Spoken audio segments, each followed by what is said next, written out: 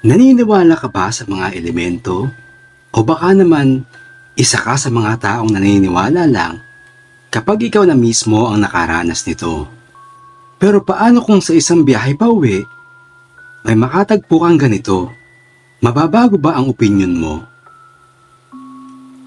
Tawagin niyo lang po ako sa alias na Lia at hindi ito ang tipikal na kwentong maririnig mo sa mga bar o sa mga kwentuhan ng mga babae sa kalsada.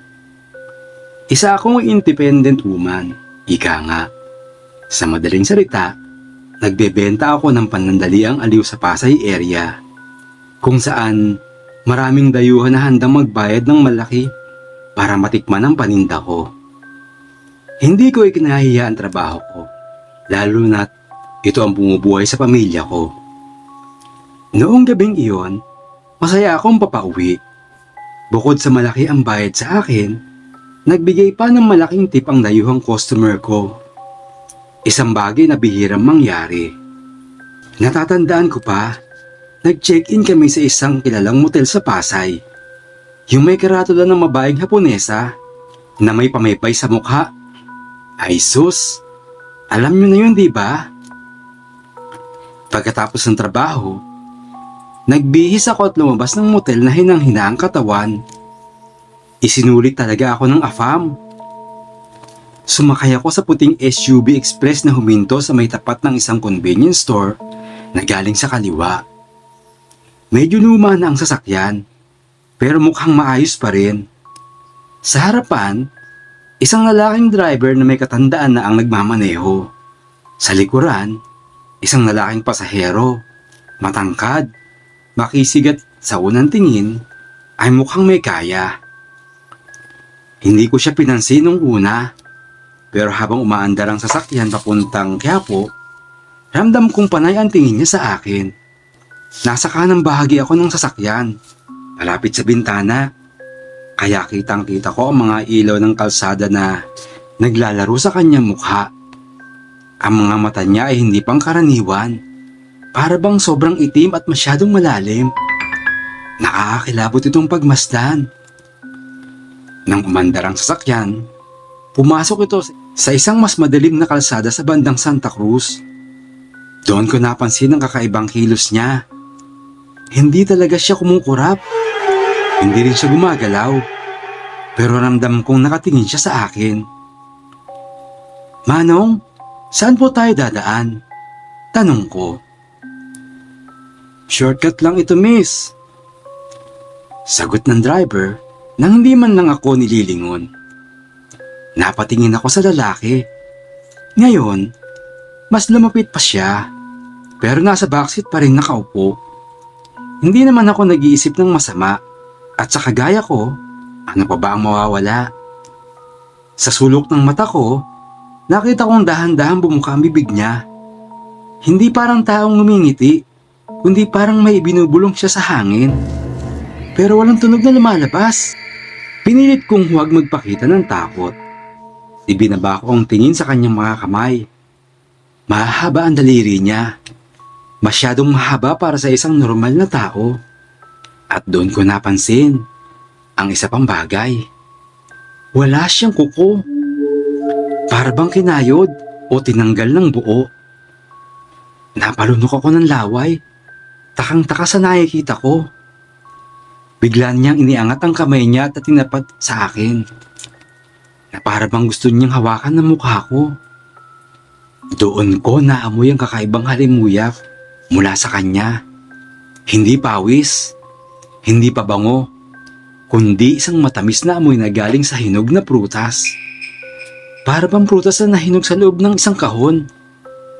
Napaatras ako.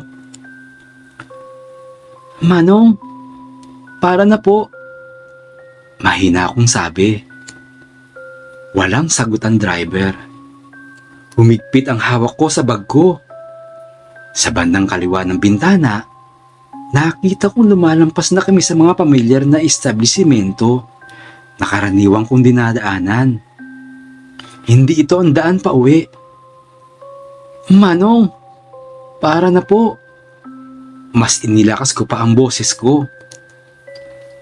Napatingin ako ulit sa lalaking nasa tabi ko.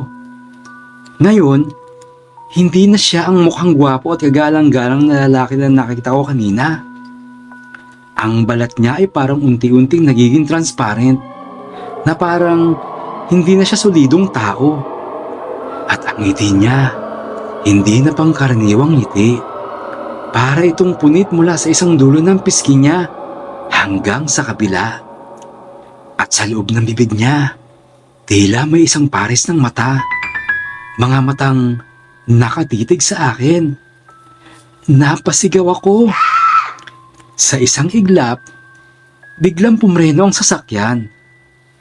Napasubsob ako sa sandalan ng upuan na nasa harapan ko. Nanginginig ako habang mabilis na bumaba. Hindi na ako naghintay na lumiko pa ang UB Express. Mabilis akong bumaba ng sasakyan. Halos matapilok pa ako sa pagmamadali. Hindi ko na inisip kung nasa tamang lugar ba ako. Ang tanging gusto ko lang ay makalayo. Nang makababa ako, agad akong tumakbo papunta sa mas maliwanag na bahagi ng kalsada.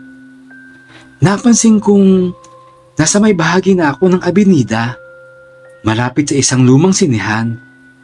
Konti lang ang tao, mga naglalakad pa uwi, mga tambay sa gilid, at may ilang lasing na nagkukwentuhan. Huminga ako ng malalim, pilit na inaayos ang sarili. Muli kong nilingon ang sasakyan. Nakaparada na ito sa di kalayuan. Nakapatay ang ilaw, hindi umaandar. Nakasara na ang pinto ng iniwan kong bukas kanina. Kaya't hindi ko na maaninag ang sakay sa loob. Wala ring lumalabas na tao. Kinilabutan ako. Napansin kong nanginginig ang kamay ko habang kinukuha ang cellphone sa bag ko.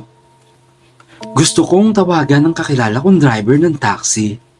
Pero nang makuha ko ang cellphone ko, napansin kong walang signal. Naglakad ako papunta sa isang 24-hour convenience store sa kanto. Pagpasok ko, agad akong pumunta sa likod, sa may rep ng mga inumin. Kumuha ako ng malamig na tubig at lumapit sa counter. Habang nagbabayad ako, pasimple akong sumilip sa labas. Nandun pa rin ang sasakyan. Pero ngayon, naka-on na ang headlights nito. Napalunok ako. Wala namang kakaiba sa sasakyan. Walang bumababa. Wala rin sumasakay. Kinuha ko ang sukli at agad akong naglakad palabas. Mas mabilis na ang hakbang ko ngayon. Hindi ko alam kung guni-guni ko lang pero parang may mga mata na nakamasid sa akin mula sa loob ng nakaparadang sasakyan. Pagdating ko sa may underpass, malapit sa Carriedo, lumiko ako at sumubay sa ibang tao. Hindi ako tumigil hanggang sa makarating ako sa may Quiapo Church. Doon lang ako nakahinga ng maluwag. Tumingin ako sa paligid. Wala na ang sasakyan. Wala na ang lalaking pasahero. Baka paranoia lang. Uunahan ko na kayo. Hindi ako gumagamit ng drugs ha? Mula sa di kalayuan, may isang matandang lalaking nagtitinda ng kandila sa gilid ng simbahan. Lumapit ako. Hindi ko rin alam kung bakit. Napatingin siya sa akin. Tila pinagmamasdan niya ako mula ulo hanggang paa bago ngumuti ng bahagya. Gabi na, iha. Anya. Mukhang may sumusunod sa'yo. Ha? Ganun po ba?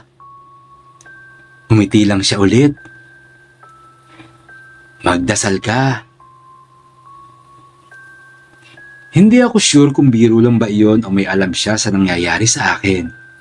Pero imbis na magtanong, dumukot na lang ako ng barya at bumili ng kandila sa kanya. Tumingala ako sa langit. Bilog ang buwan. Napailing ako at marahang umiti sa sarili at nasabing, siguro oras na para umuwi. Habang sinisindihan ko ang kandila, napadasal ako ng tahimik kahit hindi ako sanay. At sa gilid ng paningin ko, parang may nakatayo sa malayo. Parang may taong nakatingin, tahimik na nagmamasid. Paglingon ko, hando na siya sa likuran ko. Ang matandang driver ng SUV. Nagulat ako sa sinabi niya. Iha, ikaw na nga lang kaisa-isang pasahero sa huling biyahe ko. Nakuha mo pang mag 1, 2, 3? Namula ako sa kahihiyan. Pagkaabot ko ng bayad ay dali-dali siyang tumalikod at iiling-iling na naglakad pabalik sa kanyang SUV. Hanggang dito na lang po ang ating kwento. Paalam mga ka-mystery.